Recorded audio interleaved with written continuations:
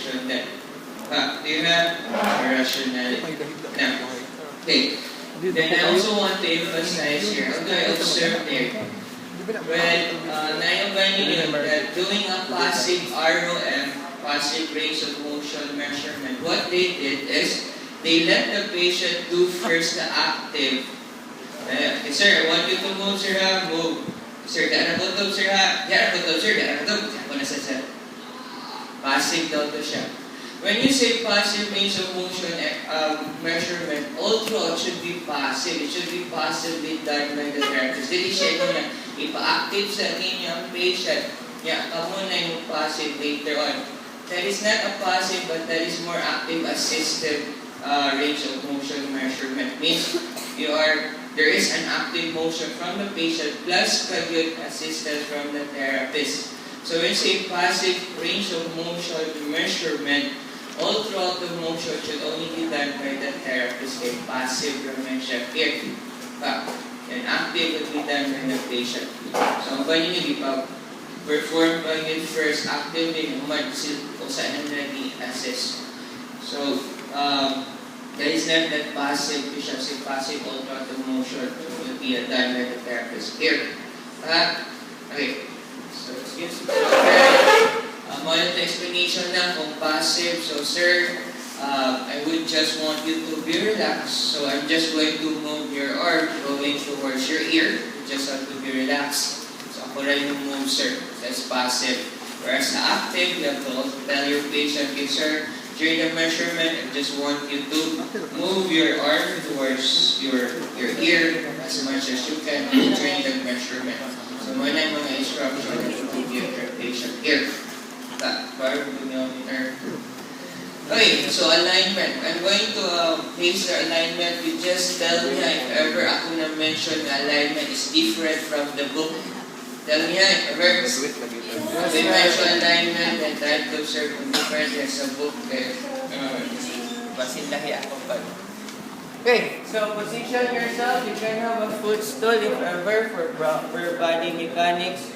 You can have a footstool where you can sit down on it, wherever you want. Kung wala, sir, pwede na mo-squat? Pwede na. Squat, abot. Okay. So, alignment. Okay, so fulcrum. Okay, fulcrum will be placed at the lateral to the acromion process. Ako po sa'yo. Sa'yo. Pausan niya.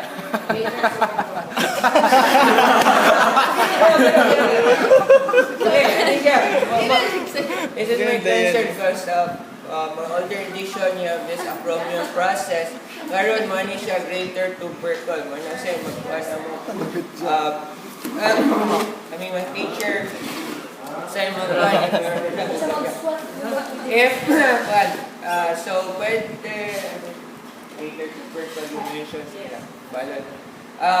So greater tubercle was sa older edition acromion process. Sige lang, kaya greater tubercle. So pwede approve. Well, we just follow ng greater tubercle kung lahi ng teacher. Kasi like follow ang book. Kung ako, tira. Sure. Ay, kasi mga teacher na. Tingnan niyo mo sa book. Okay.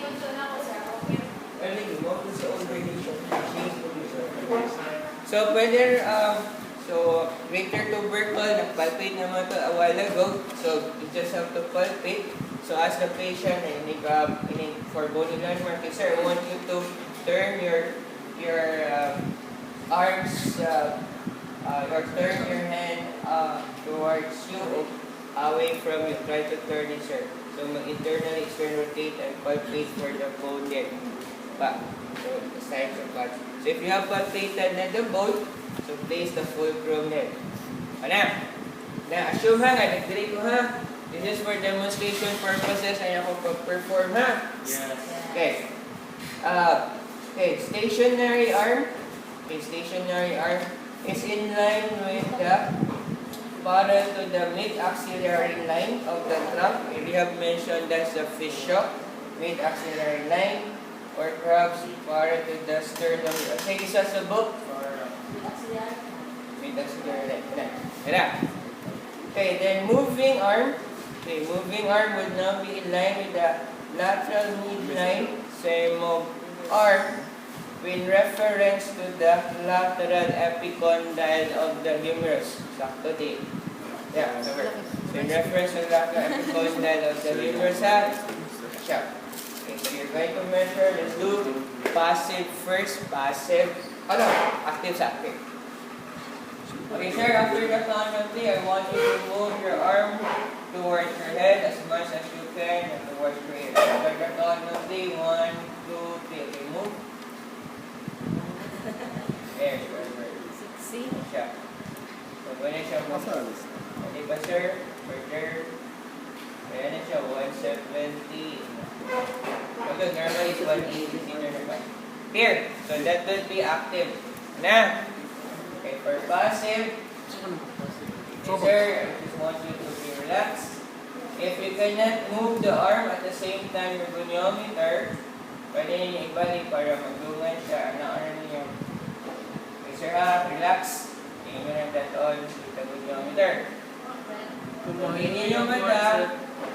So, what you're just going to do, sir, just relax. Move that first. And then, measure. You must do at the same time ang goniometer. Sabi na kung bukas yung arms sa patient, sila ko. Sila normal, sir.